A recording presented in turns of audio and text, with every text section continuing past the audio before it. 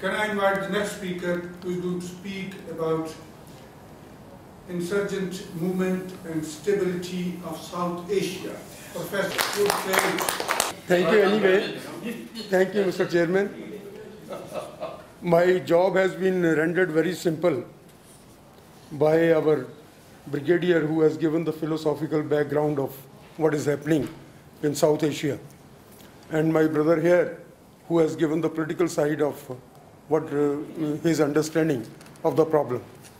I want to concentrate merely on why this is happening and what can be the remedy for this. I'll concentrate on the academic side.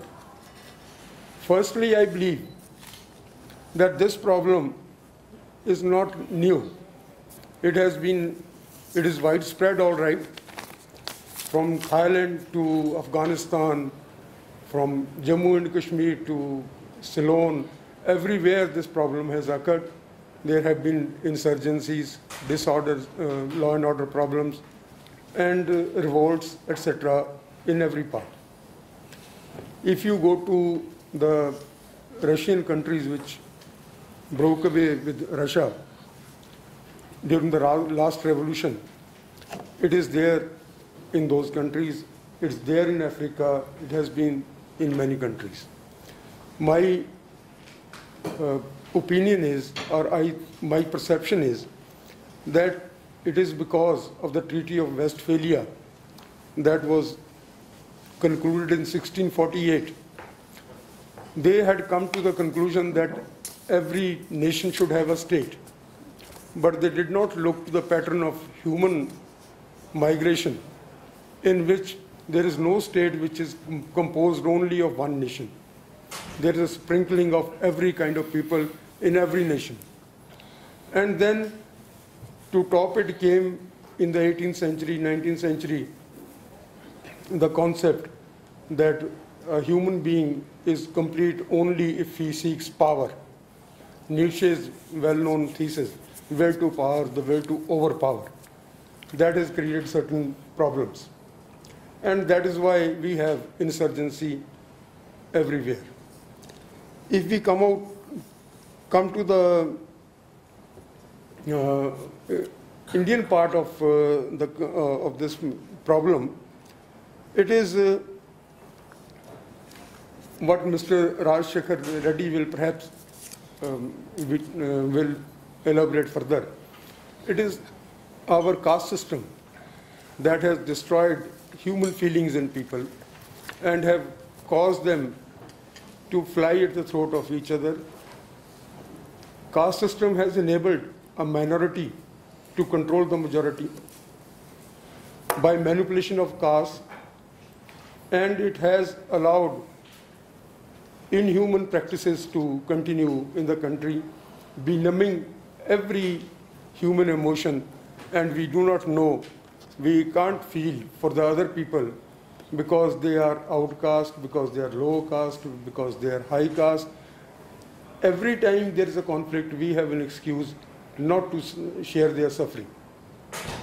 So that is the caste system that has been coming in the way of proper governance of India. Then, of course, there was the British folly. India had never been a nation. India is not a nation now. It is a multinational state. They have put these people together to fight and to... There are nations in... Very recently it appeared in the papers that comparing the Indian states to independent nations. And you can, if you go over the comparison, for which we have no time here, we see that their states are bigger than many of the European nations, many of the other nations around the world.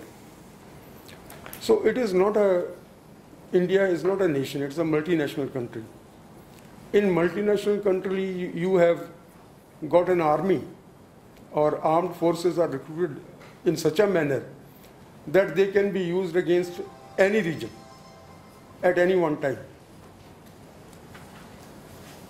People recruited in the Hindi region, let us say the cow belt, can be freely used against the Punjab CRP.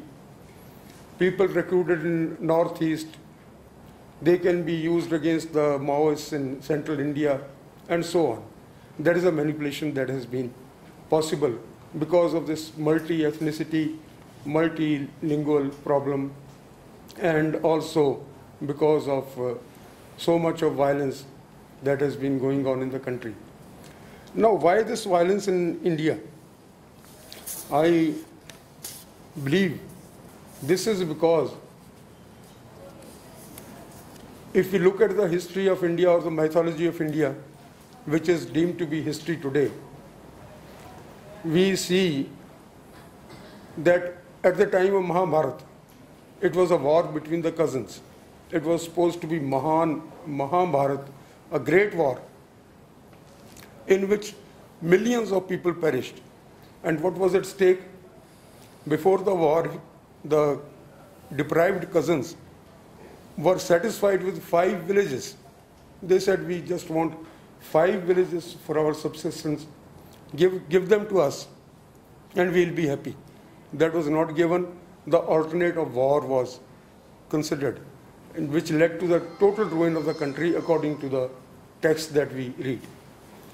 Then, after that, when the Buddhists took over the country, it was a great step for the country.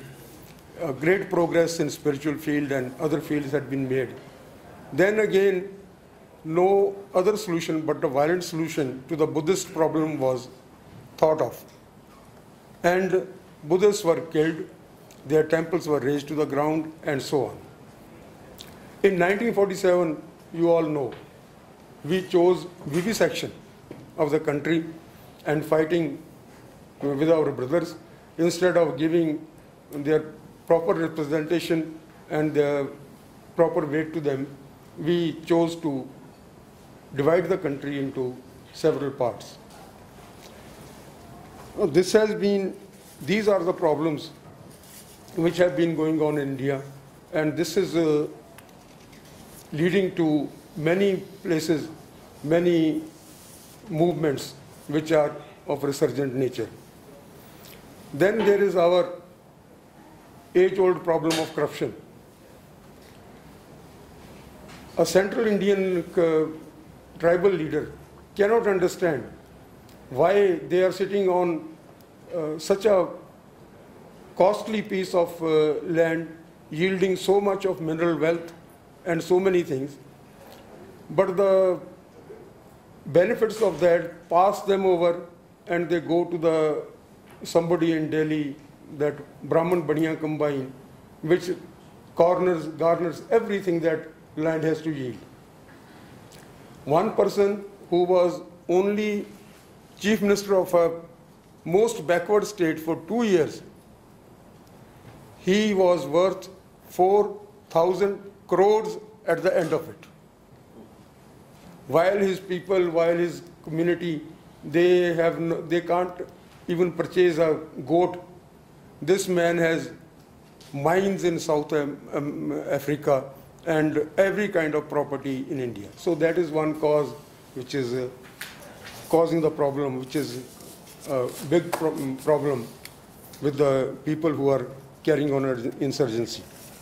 Now, I could have elaborated this further, but since there is a lack of time, I will go straight to what I think are the remedies for this situation. Firstly, I think we have to re-educate the world on the Treaty of Westphalia and what it stands for. There is no one nation, one state. And my religious discipline tells me that we will have a lot to contribute should that debate arise in the world and should that debate go on. Secondly, I think we have to reorganize India in such a manner as to give the right to standing armies to all the states. Every state should have a standing army of its own so that no other state is able to oppress it. Then, of course, we will need to get rid of the caste system, which is, I think, the tallest order of all, which has not been possible. Gandhi subscribed to the caste system and thought it was integral part of Hinduism. Dr. Ambedkar thinks the same, but it is inhuman. And for those who think that it can't exist in the 21st century, they are all mistaken. It is existing right in front of us, and we feel the pinch of it every day. So like this, we will have to do certain other, the injustices that are continuing will have to be done away with. Supreme Court of India is not able to adjudicate on the Sikh affairs, on the river waters, on the attack on Darbar Sahib. Petitions have been there before it. On the attack on the Sikhs while coming to Delhi through the roads, on the roads of Haryana state, the Supreme Court has not been able to adjudicate. It has no will. It has become an instrument of oppression. So we will have to reorganize the judiciary in such a manner that it is able to deliver justice to the people. Then media in India can make black into white and white into black.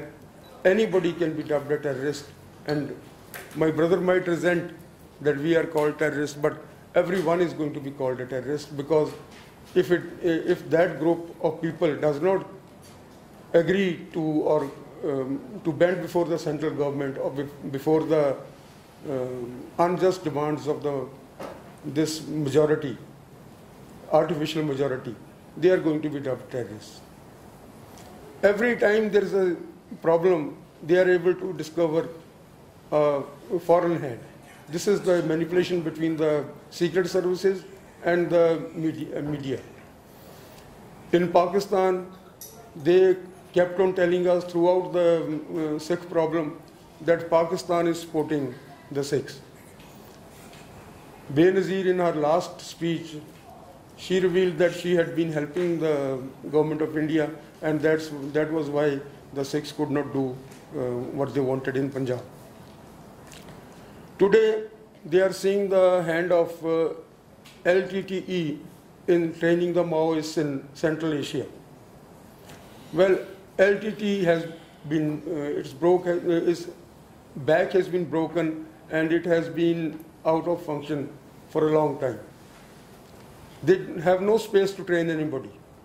In Jammu and Kashmir, they are saying that this stone pelting is inspired by Pakistan.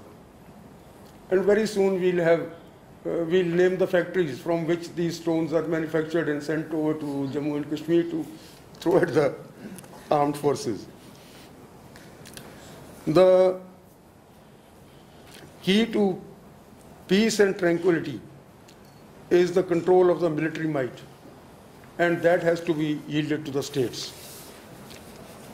There are other methods which can be used to get rid of these insurgent movements by giving them justice. Justice is what all these people are crying for, and I think giving justice is what shakes people out of slumber, those who have been. But is it